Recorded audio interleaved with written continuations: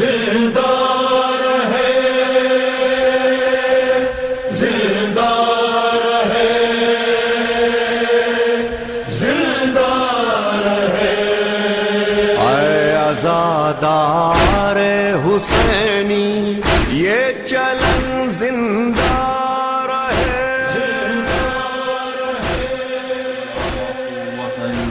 بالله العلي العظيم. أعوذ بالله من الشيطان الرجيم. بسم الله الرحمن الرحيم. الحمد لله رب العالمين والصلاة والسلام على أشرف الأنبياء والمرسلين سيدنا ومولانا أبي القاسم المصطفى محمد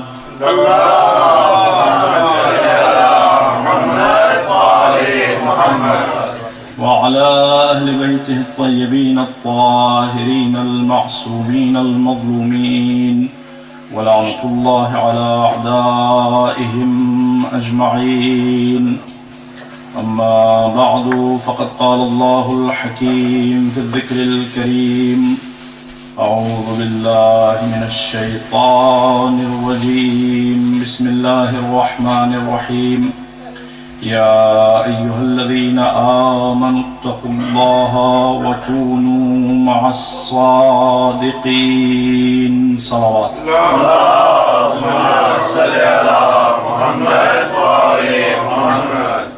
محترم دعائے کریمہ جس کی تلاوت کا شرف ہم نے حاصل کیا، ارشاد رب العزت ہوتا ہے: اے صاحبان ایمان، تقوی اختیار کرو اور ان کے ساتھ ہو جاؤ جو سچے ہیں، اور ان سچوں میں سے ایک سچا جس کا نام بھی سچا ہے، جس کا نام بھی صادق ہے، اس وقت ہم اس کا تذکرہ کرنے کے لیے یہاں پہ بیٹھے ہوئے ہیں. دیکھیں، امام جعفر صادق علیہ السلام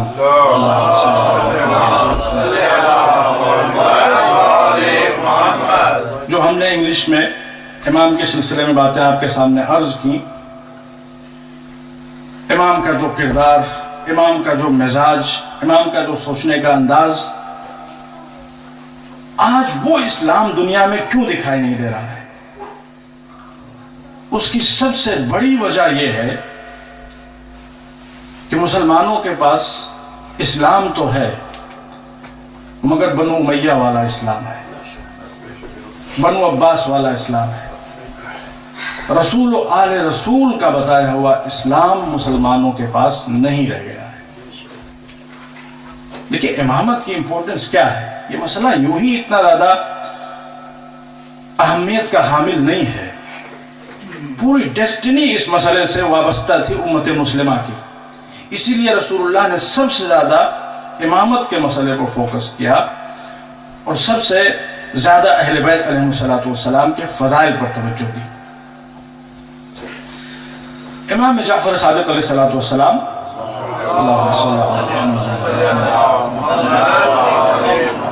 آپ کے ایک شاگرد تھے، کمپینین تھے، جن کا نام ہسٹری میں ملتا ہے ہشام بن حکم.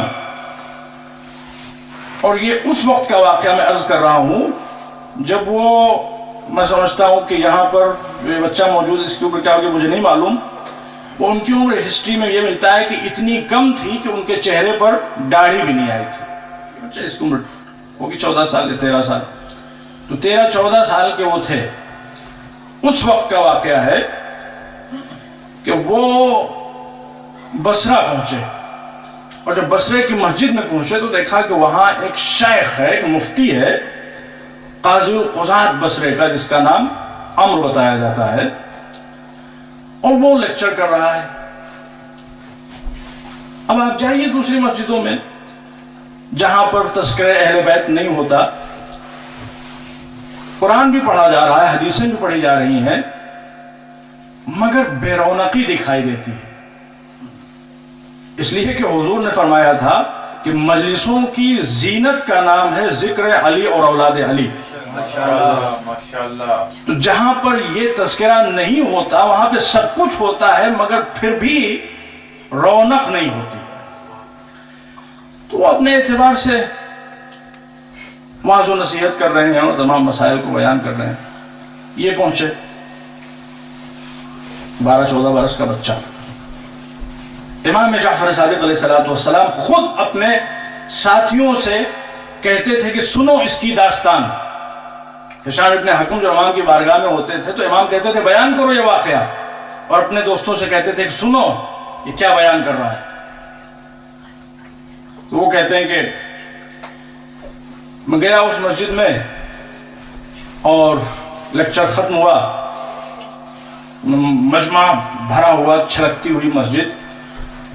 کسی طرح سے میں ان کے قریب پہنچا اور کہا کہ حضور اجازت ہے کہ میں کچھ آپ سے پوچھوں.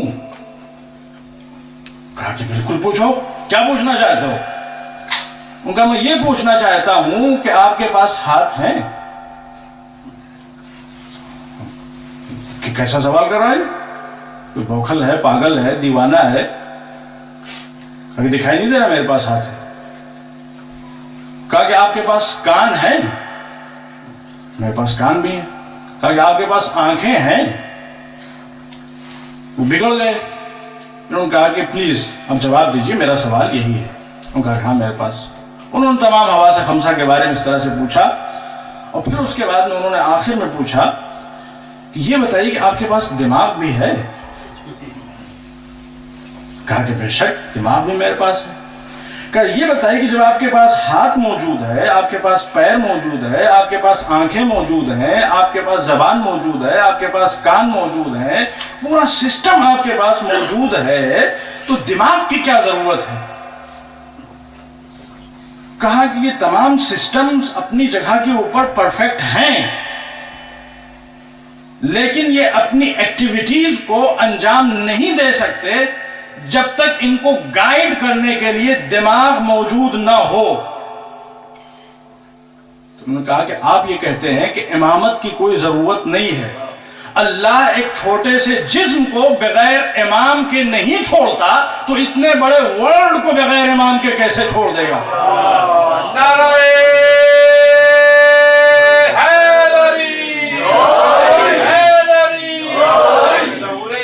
زمان علیہ السلام بلند تر سلامات.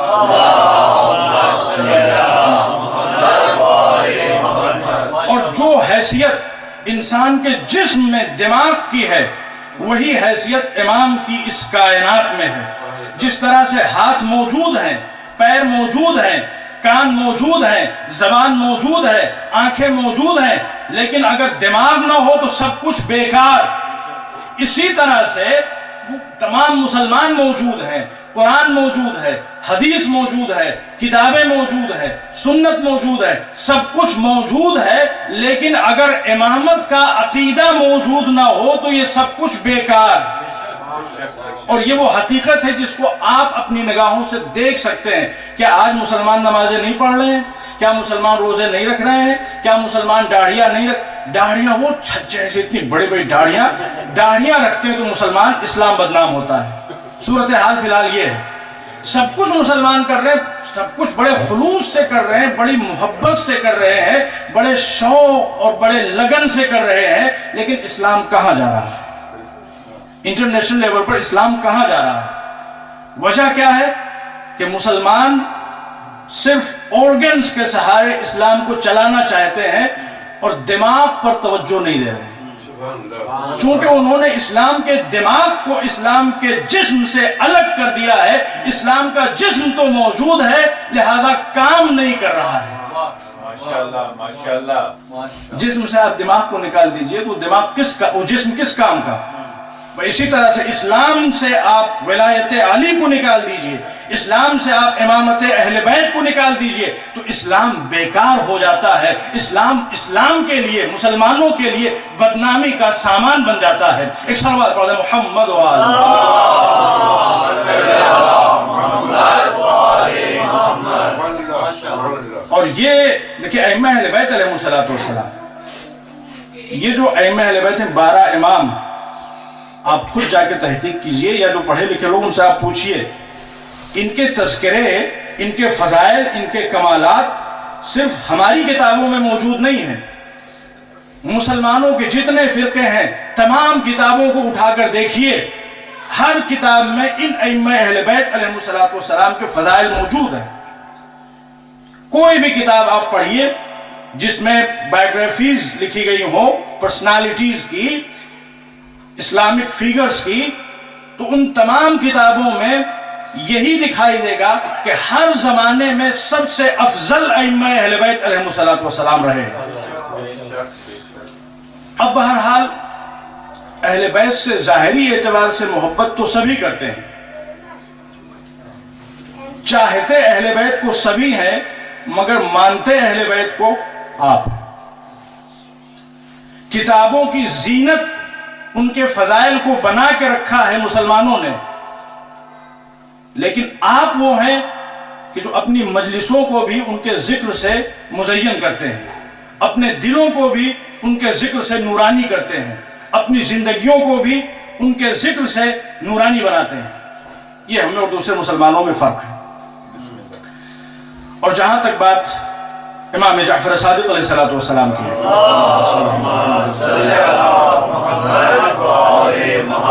تو امام جعفر صادق اماموں کے امام ہیں. اور یہ میں یوں ہی نہیں کہہ رہا ہوں، لٹرلی اماموں کے امام ہیں. حضرت ابو حنیفہ جن کو امام اعظم کہا جاتا ہے، اور ہمارے انڈیا پاکستان میں سمجھتا ہوں کہ دنیا میں سب سے زیادہ مسلمان ان کو فالو کرتے ہیں، وہ کیا کہا کرتے تھے؟ لولا السنتان لہلک النعمان. اگر 2 سال میں نے امام کی خدمت میں رہ کر علم فقہ حاصل نہ کیا ہوتا تو میں ہلاک ہو جاتا. جو فقہ کا امام ہے وہ بھی ہمارے امام کے بارے میں یہی کہہ رہا ہے کہ اگر یہ نہ ہوتے تو میں ہلاک ہو جاتا.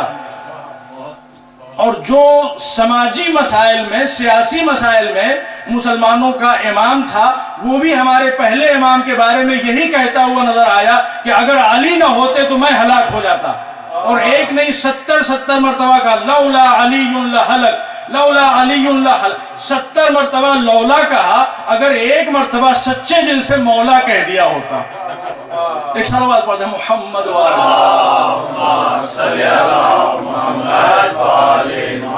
اور یہی امام اعظم یہ فرماتے ہیں کہ اس کائنات میں امام جعفر صادق سے افضل اور ان سے بلند و بالا کوئی نہیں. لیکن اب دیکھیے، فضیلت کا اعتراف کرنا الگ بات ہے اور ماننا یہ بالکل الگ بات ہے. فضیلت کا اعتراف تو انہوں نے کیا،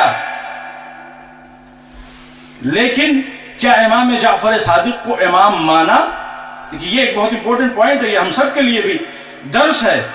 جہاں پر فضیلت کا گوشہ ہے وہاں پر ہم سب کے لیے درس بھی ہے کہ فضیلت کا اعتراف، فضیلت کا ذکر کافی نہیں ہے، اہل بیت علیہ الصلوۃ والسلام کو ماننا بھی ضروری ہے.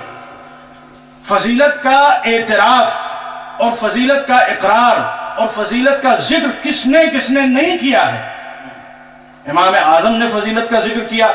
امام مالک جو تیسرے امام ہیں وہ کیا کہتے ہیں؟ ما رأت عین ولا سمعت اذن ولا خطر على قلب بشر افضل من جعفر الصادق فضلا وعلما شرفا وورعا. فضیلت میں، علم میں، زہد میں، تقوی میں، کسی بھی اعتبار سے امام جعفر صادق سے افضل و اعلیٰ نہ کسی آنکھ نے دیکھا، نہ کسی کان نے سنا، نہ کسی انسان کے دل و دماغ میں کوئی تصور پیدا ہوا. ماشاءاللہ ماشاءاللہ سبحان اللہ. تو صرف فضائل کو بیان کرنا یا فضائل کا اعتراف کرنا وہ کافی نہیں ہے. اہل بیت کو ماننا اور اہل بیت کی ماننا دونوں ضروری ہے. امام اعظم اہل بیت کے فضائل کو انہوں نے بیان کیا، لیکن تاریخ کہتی ہے کہ امام علیہ الصلوۃ والسلام کے پاس وہ آئے ایک عرصے کے بعد، ایک مرتبہ ملاقات ہوئی امام کے ساتھ. تو امام نے ان سے کہا کہ میں نے سنا ہے کہ تم قیاس کرنے لگے ہو دین خدا میں، ایک مسئلے کو دیکھ کر دوسرے مسئلے پہ اس کا حکم صادر کر دیتے ہو، انالوجی، تم یہ کرنے لگے ہو دین خدا میں. تو انہوں نے کہا کہ ہاں میں بے شک ایسا کرتا ہوں. امام نے کہا کیا تمہیں معلوم ہے کیا اول من قاس فہو ابلیس کہ سب سے پہلے جس نے اس کائنات میں قیاس کیا ہے دین کے معاملے میں وہ ابلیس ہے. کیا مطلب؟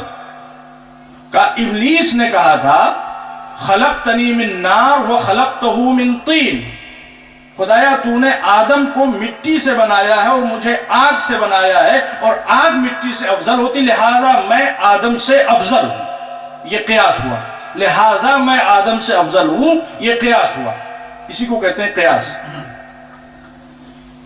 امام نے کہا کہ اچھا ٹھیک ہے، اگر تم انسسٹ کرتے ہو کہ تم قیاس کے ذریعے سے دین کو سمجھ سکتے ہو اور دین کے مسائل کا سولوشن دنیا کے سامنے پیش کر سکتے ہو، تو یہ بتاؤ کہ پیشاب زیادہ نجس ہے یا وہ مادہ جس سے انسان پیدا ہوا ہے؟ انہوں نے کہا کہ پیشاب زیادہ نجس ہے. تو امام نے کہا کہ پھر یہ بتاؤ کہ اگر پیشاب زیادہ نجس ہے تو پیشاب کے بعد صرف وضو کی ضرورت کیوں پڑتی ہے اور اس مادے کے خارج ہونے کے بعد غسل کی ضرورت پڑتی ہے؟ ہونا تو یہ چاہیے جو زیادہ نجس ہو اس کے بعد زیادہ طہارت کا انتظام کیا جائے. حیران. امام نے کہا یہ بتاؤ کہ قتل زیادہ بڑا گناہ ہے یا زنا زیادہ بڑا گناہ ہے؟ قتل زیادہ بڑا گناہ ہے یا زنا زیادہ بڑا گناہ ہے؟ تو انہوں نے کہا قتل زیادہ بڑا گناہ ہے. امام نے کہا یہ بتاؤ کہ اگر قتل زیادہ بڑا گناہ ہے تو قتل میں 2 گواہوں کی شرط ہے مجرم کو سزا دینے کے لیے، اور زنا میں 4 گواہوں کی شرط ہے مجرم کو سزا دینے کے لیے. یہ کیوں؟ امام نے ان سے پوچھا کہ یہ بتاؤ کہ نماز زیادہ افضل ہے یا روزہ؟ کیسی بات کرتے ہیں؟ نماز الصلاۃ عمود الدین، نماز دین کا ستون ہے. کہا پھر یہ بتاؤ کہ عورتوں سے ماہ مبارک رمضان میں جو روزے قضا ہو جاتے ہیں، جو روزے مس ہوتے ہیں، ان کی قضا واجب ہے، لیکن جو نمازیں قضا ہوتی ہیں ہر مہینے ان کی قضا واجب نہیں ہے. اگر نماز افضل ہے تو نماز کی قضا واجب ہونی چاہیے تھی، نہ کہ روزوں کی قضا. ان کی کچھ سمجھ میں نہیں آیا. حیران. وہ کہا کہ فرزند رسول میں تو کچھ سمجھ نہیں پا رہا ہوں، آپ میری مدد کیجئے، بتائیے کہ ان مسائل کا جواب کیا ہے. امام نے کہا کہ وعدہ کرو کہ اس کے بعد دین میں قیاس نہیں کرو گے. وعدہ تو کر لینا ہے تو خیر بڑی آسان بات ہے. غدیر میں بھی لوگوں نے وعدہ کیا تھا. وعدہ کیا کیا تھا؟ وہاں تو عہد کیا تھا، وہاں تو بیعت کی تھی اور مبارکباد بھی دی. تو خیر امام نے کہا کہ سنو، قتل زیادہ بڑا گناہ ہے نو ڈاؤٹ، لیکن قتل میں مجرم کتنے ہوتے ہیں؟ 1 ہوتا ہے قاتل. اور زنا اگرچہ قتل کے مقابلے میں چھوٹا گناہ ہے لیکن زنا میں مجرم 2 ہوتے ہیں. اسی لیے اللہ نے قتل میں 2 گواہوں کی شرط رکھی مگر زنا میں 4 گواہوں کی شرط رکھی. روزہ زیادہ افضل ہے یا نماز؟ نماز زیادہ افضل ہے، لیکن نماز کی قضا خواتین پر واجب نہیں جو ان خاص ایام میں مس ہوتے ہیں، لیکن روزوں کی قضا واجب ہے. اس لیے کہ نماز ہر مہینے پڑھی جانے والی چیز ہے، ہر روز پڑھی جانے والی چیز ہے، اور روزہ مہینے میں 1 مرتبہ، سال میں 1 مرتبہ، 1 مہینے کی چیز ہے. اور جہاں تک بات نجاستوں کی ہے تو کوئی شک نہیں کہ پیشاب زیادہ نجس ہے، لیکن پیشاب کا تعلق صرف بلیڈر سے ہوتا ہے، صرف مثانے سے ہوتا ہے. اس لیے اللہ نے صرف وضو کی شرط رکھی، مگر وہ مادہ جب انسان کے جسم سے خارج ہوتا ہے تو اس کا تعلق انسان کے پورے جسم سے ہے، لہذا اللہ نے غسل اور پورے بدن کی طہارت واجب قرار دی. ایک صلوات پڑھتے ہیں محمد وآلہ. تو یہ اہل بیت علیہ الصلوۃ والسلام. اور عزیزان محترم، انہی امام اعظم کے بارے میں ملتا ہے کہ ایک مرتبہ انہوں نے امام جعفر صادق علیہ السلام کو ایک عصا لیے ہوئے دیکھا. انہوں نے کہا کہ آپ ابھی اتنے بوڑھے تو نہیں لگتے کہ آپ عصا لے کے چل رہے ہیں، اسٹک لے کے چل رہے ہیں. تو امام نے کہا کہ میں بڑھاپے کی وجہ سے، کمزوری کی وجہ سے اس کو نہیں ہولڈ کر رہا ہوں، چونکہ یہ رسولullah کا عصا ہے اس لیے میں اس کو ہولڈ کر رہا ہوں. ماشاءاللہ. تو جیسے انہوں نے سنا کہ رسولullah کا عصا ہے وہ لپ کے اس کو چومنے کے لیے، جب وہ لپ کے اس کو چومنے کے لیے تو امام نے اپنی آستین الٹی. اے ابو حنیفہ، رسولullah کا عصا چومنے کی کوشش کر رہا ہے، رسولullah کا گوشت، رسولullah کا خون، رسولullah کا وجود تیرے سامنے موجود ہے، اسے چومنے کی کوشش نہیں کر رہا ہے. ایک صلوات پڑھ دیں محمد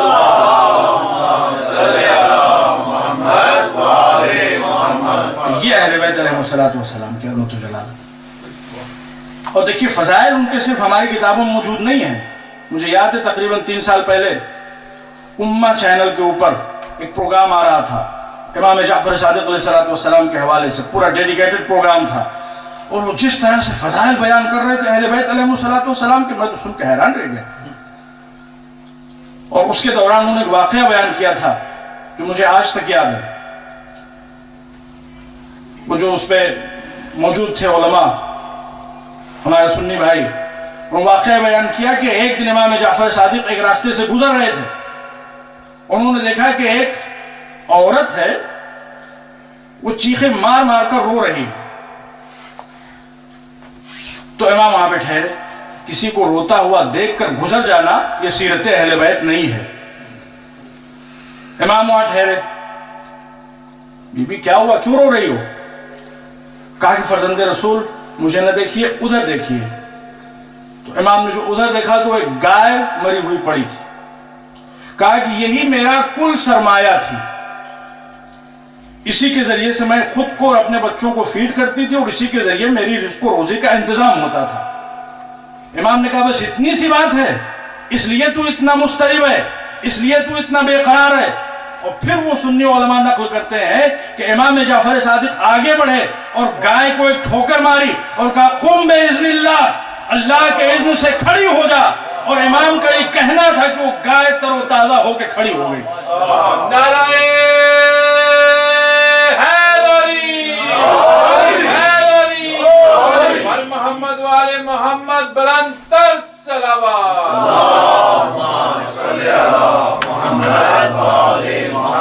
تو اب یہ بد نصیبی ہی تو ہے مسلمان امت کی کہ ایسی عظیم شخصیت کی موجودگی میں ان کو فالو کیا جائے جن کے پاس کچھ نہ ہو. میزبان محترم، لیکن بات وہی ہے کہ دیکھیں فضائل کو بیان کرنا یہ سب کا کام ہے، ماننا ہمارا امتیاز ہے. تو اس امتیاز پہ ہمیں فوکس کرنا چاہیے. فضائل کو بیان کرنا، فضائل کو سننا، فضائل کو سن کے خوش ہونا، یہ سب عبادت ہے. لیکن سب سے امپورٹنٹ مسئلہ اہل بیت علیہ السلام کی اطاعت ہے، اور یہ ان کی دلی خواہش تھی، یہ ان کی دلی تمنا تھی. تاریخ میں واقعہ ملتا ہے کہ ایک مرتبہ اب حضرات نے بارہا سنا ہوگا، ایک ڈیلیگیشن آیا تھا خراسان سے امام سے ملنے کے لیے، اور وہ ملنے کے لیے آئے، اور بات کے دوران انہوں نے کہا، ان کا جو گروپ لیڈر تھا اس کا نام تھا سہل خراسانی، وہ کہا کہ مولا آپ اتنی مظلومیت کی زندگی گزار رہے ہیں، پریشانی کی زندگی گزار رہے ہیں، خلافت آپ کا حق ہے، حکومت آپ کا حق ہے، اب کیوں نہیں قیام کرتے اپنا حق لینے کے لیے؟ تو امام نے کہا کہ چاہنے والے نہیں ہیں، معرفت کے ساتھ ماننے والے نہیں ہیں. انہوں نے کہا مولا کیسی باتیں کرتے ہیں آپ، لاکھوں کی تعداد میں تو ہمارے شہر میں ہیں جو آپ کے ماننے والے ہیں. امام نے ان کی بات کا جواب بالکل دوسرے انداز سے دیا. امام نے اپنے خادم سے کہا کہ تنور روشن کرو. تنور روشن ہو گیا. امام نے کہا کہ اس میں کود جاؤ. اکھا بکھا، میں تو آپ کی حمایت کی بات کر رہا ہوں، آپ کی نصرت کی بات کر رہا ہوں، اور آپ مجھے جلا کے راہ کرنا چاہتے ہیں. بات ہو ہی رہی تھی کہ اتنے میں ہارون مکی آ گئے، سچے عارف اہل بیت، سچے محب اہل بیت، سچے اہل بیت کے ماننے والے. جیسے ہی وہ آئے، سفر سے آ رہے تھے، زاد سفر پشت پہ تھا. امام نے کہا ہارون مکی وہ تنور روشن ہے، اس میں کود جاؤ. کچھ پوچھا بھی نہیں، سامان بھی نہیں اتارا، سامان لیے دیے اس تنور میں کود گئے.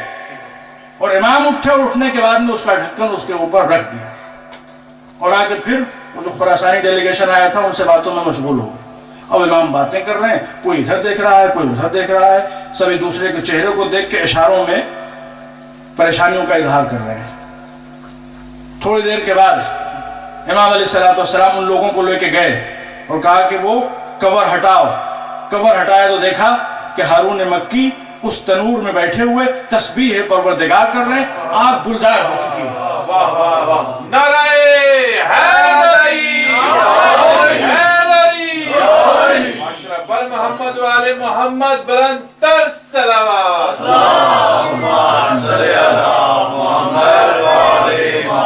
امام نے کہا کہ تم نے کہا تھا کہ لاکھوں چاہنے والے موجود ہیں، اب بتاؤ ہمارے چاہنے والے کتنے موجود ہیں؟ کہا مولا قسم خدا کی ایسا ایک بھی موجود نہیں ہے۔ امام نے فرمایا کہ اگر ایسے ایک راستے سے گزر رہے تھے، اگر اس بکریوں کے گلے کے برابر میرے مخلص چاہنے والے موجود ہوتے تو میں اپنے حق کے لیے کھڑا ہو جاتا۔ جب لوگوں نے امام کے جانے کے بعد کاؤنٹ کیا تو ان بکریوں کی تعداد 17 تھی۔ تو ضرورت ہے ایسے افراد کی۔ لوگ برابر سوال کرتے ہیں امام کیوں نہیں آتے، امام کیوں نہیں آتے؟ امام جعفر صادق کے فرزند ہیں، 12ویں امام جعفر صادق کے فرزند ہیں۔ اس وقت آئیں گے جب ہارون مکی جیسے چاہنے والے فراہم ہو جائیں گے۔ ایک صلوات پڑھتے ہیں محمد وآلہ۔ دیکھیے جب ہم امام کی زندگی پر نظر ڈالتے ہیں تو امام علیہ السلام نے جو ایک بہت بڑا جہاد کیا ہے وہ بے دینی کے خلاف جہاد کیا ہے۔ جس وقت امام علیہ السلام زندگی گزار رہے تھے اس وقت بے دینی اور ایتھیسٹ اور ایتھیزم یہ لوگ کافی عروج پر تھے۔ تو تاریخ میں بہت سے مناظرات ملتے ہیں جو امام نے ان لوگوں کے ساتھ کیے ہیں۔ ایک مرتبہ حج کے موقع پر ایک بہت مشہور دہریہ تھا، اس نے آ کے کہا کہ لوگ جو حج کر رہے ہیں اس انداز سے اور شان سے کوئی فائدہ ان کو پہنچنے والا نہیں ہے۔ تو امام نے اس سے جو کوشچن کیا، اس کوشچن کو آپ یاد رکھیے اور جب کبھی بھی دین کا مسئلہ آئے تو اس کوشچن پہ آپ ایک مرتبہ سوچ لیجئے، تمام ڈاؤٹس آپ کے خود بخود دور ہو جائیں گے۔ بڑے پوائنٹ کی بات امام نے بیان فرمائی۔ امام نے کہا کہ دیکھو اللہ ہے یا نہیں ہے؟ اس نے کہا کہ ہمارے اعتبار سے اللہ نہیں ہے۔ امام نے کہا ٹھیک ہے، تمہارے اعتبار سے اللہ نہیں ہے، ہمارے اعتبار سے اللہ ہے۔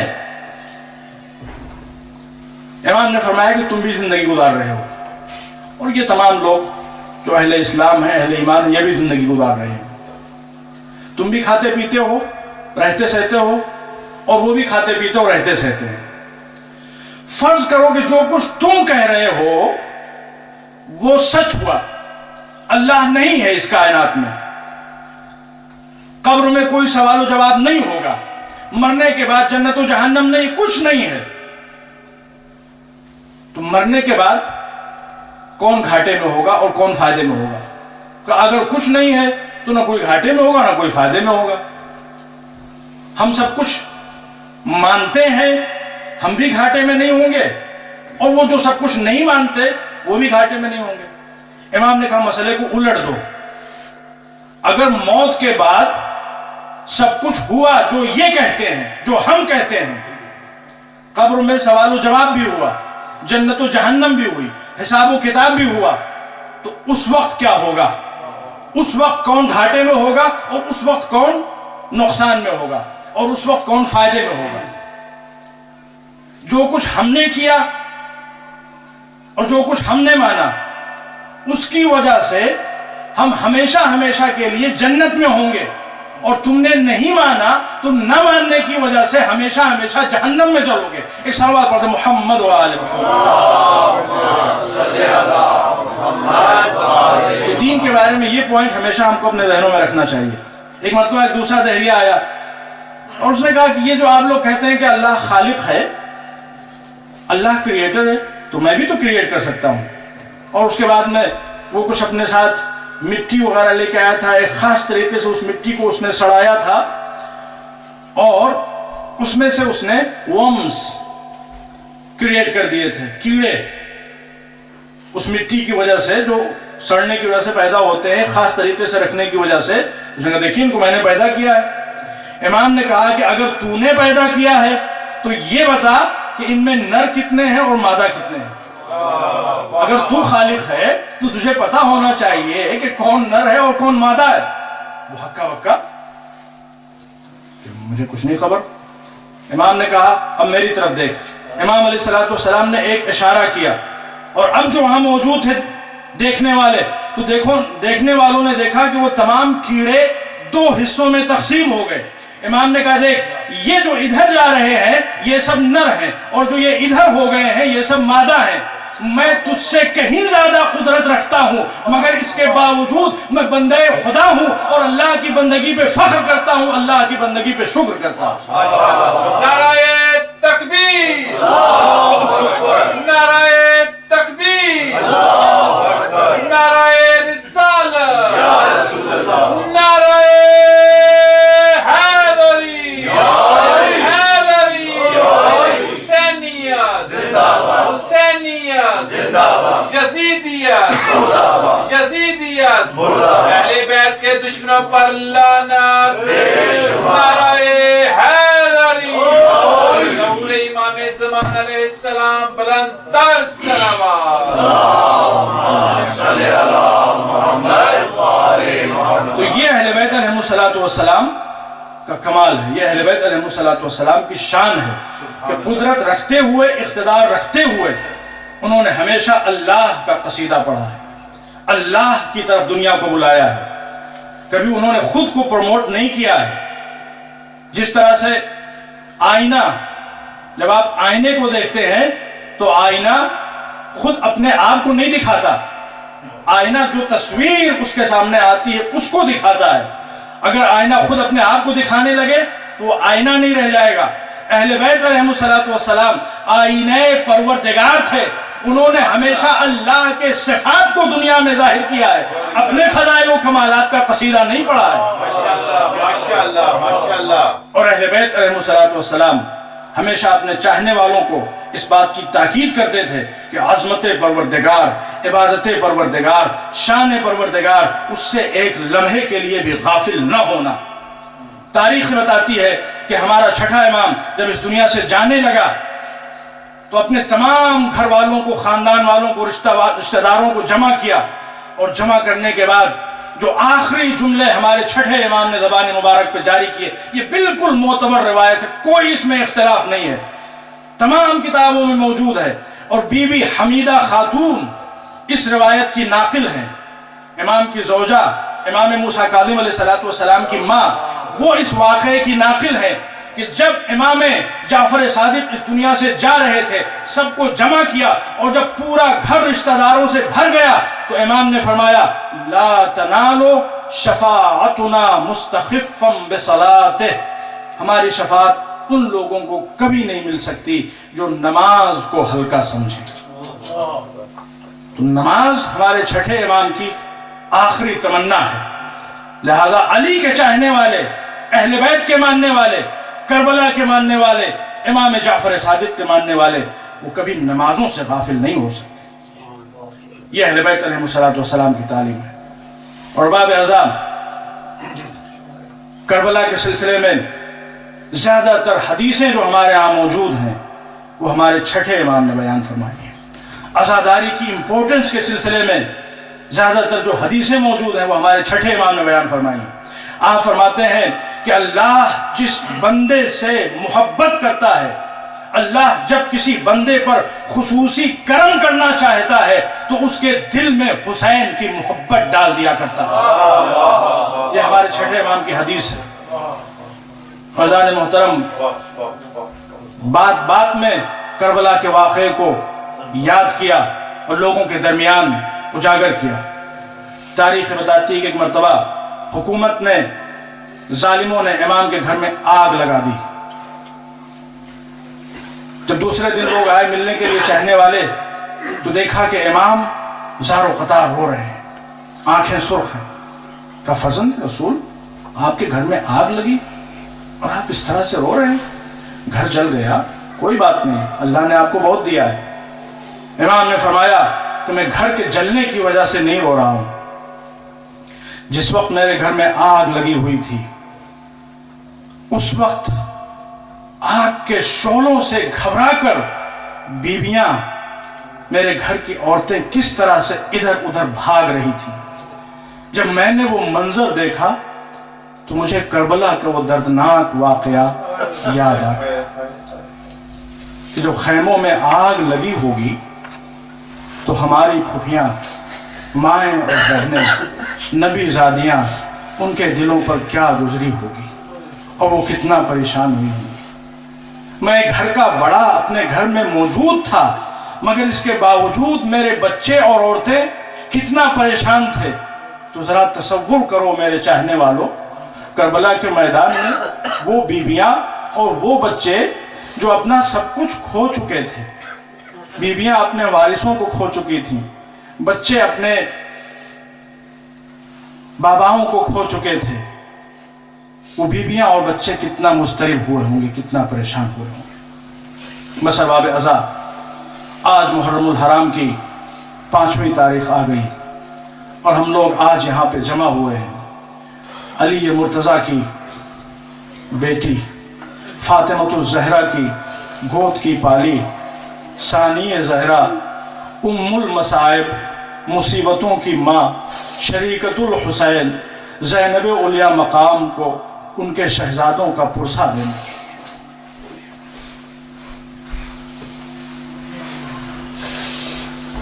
بس ارباب ازا، بی بی کتنی مظلومہ ہیں اور کتنے مصائب زینب اولیاء مقام نے اپنی زندگی میں دیکھے ہیں. کوئی تصور نہیں کر سکتا، کوئی سوچ نہیں سکتا. اہل بیت علیہ السلام نے جب بی بی کی مصیبتوں کو دیکھا تو بس ایک لفظ استعمال کیا، ام المصائب. مصیبتوں کی مرکز، مصیبتوں کی انتہا کا نام ہے زینب. عزادارو، بھائی کی محبت کی مثال کا نام ہے زینب. حق کی راہ میں قربانی کے جذبے کا نام ہے زینب. حق کی راہ میں اپنا سب کچھ لٹا دینے کے عزم مصمم کا نام ہے زینب. تاریخ بتاتی ہے کہ کربلا کے میدان میں جب اصحاب کام آ چکے، انصار کام آ چکے، زینب اولیاء مقام ہیں بار بار اپنے نونہالوں سے کہتی ہیں، میرے لال اور محمد، تم ابھی تک ماموں کے پاس اجازت کے لیے نہیں گئے؟ بچے تڑپ کے جواب دیتے ہیں، مادر گرامی ہم کیا کریں، ہم بار بار جاتے ہیں مگر ماموں جان ہم کو اجازت دینے پر کسی طرح سے تیار نہیں ہے. تو تاریخ یہ کہتی کہ زینب اولیاء مقام خود اپنے بھائی کے سامنے آ کر کھڑی ہو جاتی ہیں اور کہتی ہیں، اے میرے ماجائے حسین، آپ کی وہ بہن آپ کے سامنے کھڑی ہے جس نے آج تک آپ سے کچھ مانگا نہیں ہے. اے میرے ماجائے، آپ کی بہن زینب پہلی مرتبہ آپ سے کوئی خواہش کرنے جا رہی ہے، آپ زینب کی خواہش کو رد نہ کیجئے گا. کہا بی بی کیا کہنا چاہتی ہو؟ کہا میرے ماجائے حسین، بس میرے نونہالوں کو میدان میں جانے کی اجازت دے دو. کہا میری بہن زینب، یہ میری گود کے ٹکڑے ہیں، میں انہیں کس طرح سے میدان میں جانے کی اجازت دوں؟ لیکن بہن کا اصرار بڑھا، بھائی مجبور ہوا. ارباب ازا، زینب اولیاء مقام اور امام حسین کی محبت تاریخ میں مشہور ہے، تاریخ میں مشہور. روایتوں میں ملتا ہے کہ جب امام حسین مدینہ چھوڑ رہے تھے تو زینب اولیاء مقام عبداللہ کے پاس گئیں اور جانے کے بعد کہا، عبداللہ تم کو یاد ہے نکاح کے وقت ہم نے کیا شرط رکھی تھی؟ کہا بی بی کہنا کیا چاہتی ہیں؟ کہا ہماری شرط یہی تھی کہ عبداللہ ہم تم سے کبھی کچھ نہ مانگیں گے، لیکن اگر ہمارا ماجایا حسین وطن چھوڑ کر جا رہا ہوگا تو اس کے ساتھ جانے پر تم ہمیں روکو گے نہیں. عبداللہ نے کہا بی بی مجھے وہ واقعہ یاد ہے. کہا کہ عبداللہ اب وہ وقت آ گیا ہے کہ زینب اپنے بھائی کے ساتھ مدینہ چھوڑنا چاہتی ہے. عبداللہ نے کہا شہزادی خوشی خوشی جائیے، آپ بھی جائیے، میں نہیں جا سکتا، میں مجبور ہوں، میں بیمار ہوں، آپ اون محمد کو ساتھ لے کر جائیے. ایک کو میری طرف سے ماجائے پر قربان کر دیجیے گا اور ایک کو اپنی طرف سے فاطمہ کے لال پہ نچھاور کر دیجیے گا۔ اور آج وہ دن آ گیا کہ زینب اولیاء مقام اپنے بچوں کو آقا حسین پر قربان کرنے کے لیے مقتل میں بھیج رہی ہے۔ بس ارباب عزا، تاریخ یہ بتاتی ہے کہ اون محمد میدان جہاد میں آئے، کم سن تھے، بہت کم سن تھے، 9-10 برس کا سن، مگر عباس کے تربیت یافتہ تھے۔ عباس نے تربیت دی تھی، لڑے اور خوب لڑے، بہت سے دشمنوں کو واصل جہنم کیا۔ یہاں پر روایتوں میں تو نہیں ملتا، لیکن مرثیہ نگاروں نے ایک منظر نقل کیا ہے، یہ دونوں بچے لڑتے صفوں کو چیرتے دریائے فرات کے قریب پہنچ گئے۔ جب ان ننھے بچوں نے دریائے فرات کے بہتے ہوئے پانی کو دیکھا تو ایک نے دوسرے کو پکار کے آواز دی، بھیا آگے قدم نہ بڑھانا، آگے دریائے فرات ہے، کہیں اماں کو پتہ نہ چل جائے کہ اون محمد میدان جنگ چھوڑ کر دریائے فرات کی طرف جا رہے ہیں اور اصغر سے پہلے اپنی پیاس بجھانا چاہتے ہیں۔ جزاکم ربکم خیر الجزا۔ بچے لڑے، کہاں تک لڑتے، 3 شب و روز کے بھوکے اور پیاسے تھے۔ وہ وقت بھی آیا کہ حسین کے کانوں میں وہ دلخراش آواز آئی، مامو جان مدد کے لیے آئیے۔ بس ارباب عزا، حسین چلے، آواز دی، بھیا عباس تم بھی ہمارے ساتھ چلو، ارے مقتل میں 2 شیر گر رہے ہیں، حسین تنہا نہ اٹھا سکے گا۔ بس ارباب عزا، دونوں میدان کربلا میں آئے، ایک کو حسین نے اٹھایا، ایک کو عباس نے اٹھایا، لائے اور لا کے خیمے میں رکھ دیا۔ فضا دوڑی ہوئی گئی، شہزادی چلیے، آپ کے لال اون محمد آ گئے۔ تڑپ کے کہا، اے فضا، ارے میرے لال اون محمد آ گئے، میں نے تو انہیں میدان میں مرنے کے لیے بھیجا تھا۔ جزاکم ربکم خیر الجزا۔ اے شہزادی، ارے چل کے دیکھیے تو صحیح آپ کے لال کس عالم میں آئے ہیں۔ اب جو خیمے میں قدم رکھا تو کیا دیکھتی ہے، ایک طرف اون کا لاشا، دوسری طرف محمد کا جنازہ۔ نہ شکوہ نہ شکایت، سجدہ شکر، پروردگار تیرا لاکھ شکر ہے کہ میرے بچے فاطمہ کے لال پر قربان ہو گئے اور مجھے اماں فاطمہ کے سامنے شرمندہ ہونے سے بچا لیا۔ روایتوں میں نہیں ملتا کہ زینب اولیاء مقام نے اپنے لال اون محمد کا ماتم کیا ہو، یہاں تک روایتوں میں ملتا ہے کہ زندان شام میں جب پہلی مرتبہ مجلس عزائے حسینی کا انعقاد ہوا ہے اور سرحائے شہداء آنا شروع ہوئے ہیں، اکبر کا سر آیا، ام لیلہ نے بڑھ کے لے لیا، قاسم کا سر آیا، ام فروہ نے بڑھ کے لے لیا، عباس کا سر آیا، ام کلثوم نے بڑھ کے لے لیا، مگر تاریخ یہ لکھتی ہے کہ 2 ننھے سر تشت میں رکھ کے لائے گئے، کوئی بی بی نہ اٹھی۔ ایک شامی عورت نے پوچھا، اے بیویو، ارے کیا ان چاند جیسے بچوں کی ماں مر گئی ہے؟ زینب اولیاء مقام تڑپی، اے بی بی، ارے کیسی باتیں کرتی ہے، ان بچوں کی ستم دیدہ ماں زینب زندہ ہے، مگر اے بیویو تم ہی بتاؤ، میں اپنے بھائی حسین کا ماتم کروں جس کی ماں فاطمہ اس دنیا میں زندہ نہیں، یا اپنے لال اون محمد کا ماتم کروں؟ کبھی ماتم نہ کیا۔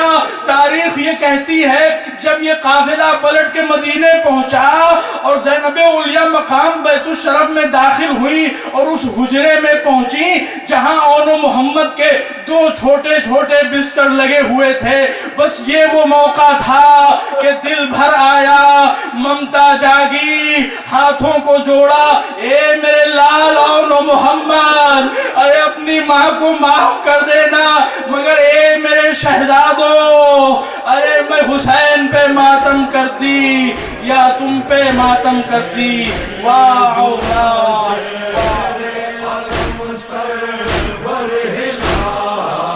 کر رہے ہیں یہ دعا زیر علم سرور ہلال، اے خدا یہ غم بفیض پنجتن زندہ رہے۔